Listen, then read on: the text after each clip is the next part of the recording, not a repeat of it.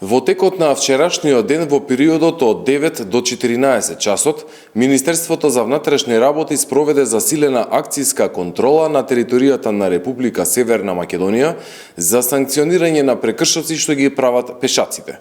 При тоа, санкционирани се 310 пешаци, од кои 217 за небезбедно преминување на улица надвор од пешачки премин, 77 за минување на црвено светло.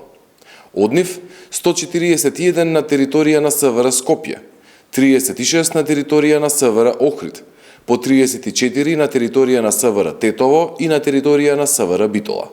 За време на контролата, регистрирани се и 133 останати прекршаци. Засилените сообраќајни контроли продолжуваат и во наредните денови.